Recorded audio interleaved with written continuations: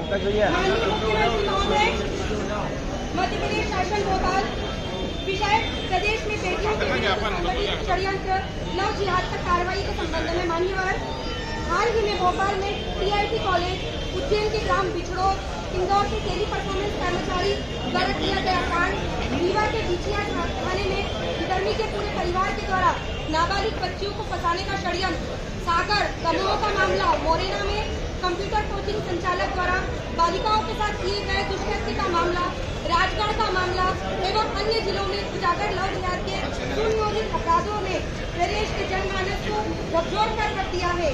इन मामलों में मासूम नाबालिग बालिकाओं, युवतियों, यहाँ तक कि विवाहित महिलाओं को धर्म छिपाकर छलपूर्वक प्रेम जाल में फंसाकर न केवल उनका शारीरिक शोषण किया गया अपितु उनकी अस्मिता व आत्मसम्मान को भी गहरी चोट पहुंचाई गई। यह केवल कुछ व्यक्तियों द्वारा किया गया अपराध नहीं है, यह प्रदेश की बेटियों के विरुद्ध एक संगठित षड्यंत्र है। प्रारंभिक जांच में यह तथ्य सामने आया है कि इन अपराधों के तार प्रदेश की सीमाओं पर के पार अंतर्राज्यीय व अंतर्राष्ट्रीय नेटवर्क से जुड़े हो सकते हैं। यह स्थिति अत्यंत गंभीर और चिंताजनक है, जिससे सामाजिक सद्भाव और राष्ट्रीय सुरक्षा दोनों पर आघात हो रहा है।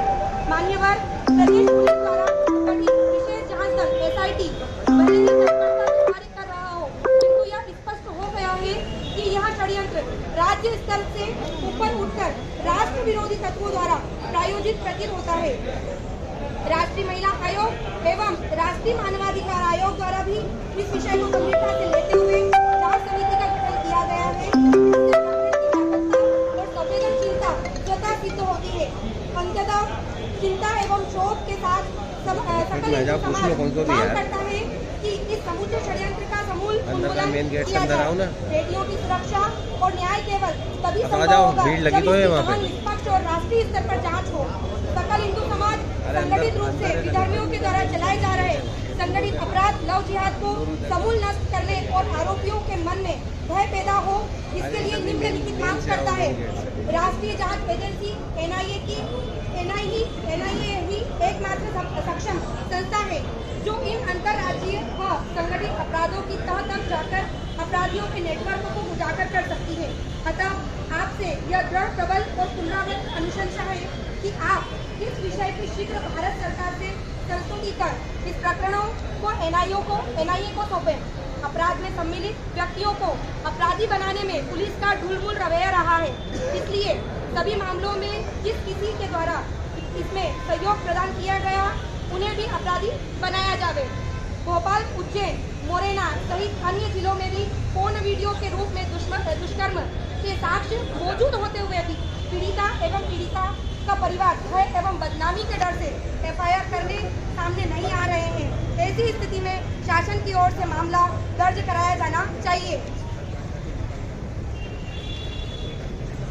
अधिकांश मामलों में यह संगठित अपराध सिद्ध हो चुका है, लेकिन संगठित अपराध के अंतर्गत मामला दर्ज नहीं किया गया है। इसलिए जहां यह स्पष्ट दिख रहा है कि एक से अधिक पीड़िताओं के साथ दुष्कृत्य को संगठित अपराध के रूप में अंजाम दिया गया है, वहां इसकी धाराओं का इजाफा किया जावे।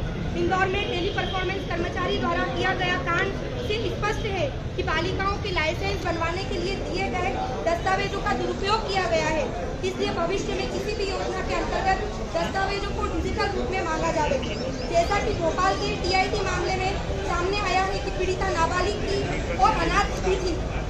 ऐसी स्थिति में उसकी सुरक्षा और आर्थिक सहायता के लिए विशेष मद की व्यवस्था की जावे। मध्य प्रदेश स्वतंत्रता अधिनियम 2021 केवल कागजों में ही रह गया है। 2021 से अभी तक इसके अंतर्गत ना के बराबर अपराध दर्ज किए गए हैं। इसकी उपयोगिता बनी रहे, इसके लिए ऐसे सभी मामले जहां विधर्मी द्वारा गलत बयानी, धमकी या बल का उपयोग, धोखाधड़ी, अनुचित प्रभाव, जबरदस्ती प्रलोभन या विवाह के माध्यम से धर्म परिवर्तन के प्रयास किए, वहां उनकी उचित धाराओं में वृद्धि की जावे। सभी शासकीय और अशासकीय संस्थाओं में न केवल कार्यरत कर्मचारियों अपितु वहां प्रवेश लेने वाले विद्यार्थियों का भी पुलिस वेरिफिकेशन द्वारा कराया जाना सुनिश्चित करें। महोदय, आपके द्वारा घोषणा की गई थी कि दुष्कृत्य के मामले में अपराधी को फांसी की सजा दी जाएगी।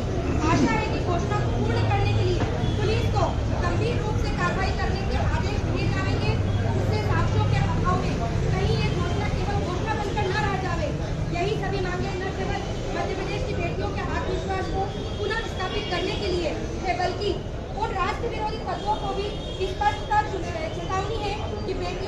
अस्मिता पर आघात करने वालों को माफ नहीं किया जाएगा। आशा है कि आप इस विषय की गहनता और जन आक्रोश को समझते हुए शीघ्र आवश्यक कदम उठाएंगे। आपके त्वरित व सकारात्मक निर्णय की प्रतीक्षा में सकल हिंदू समाज।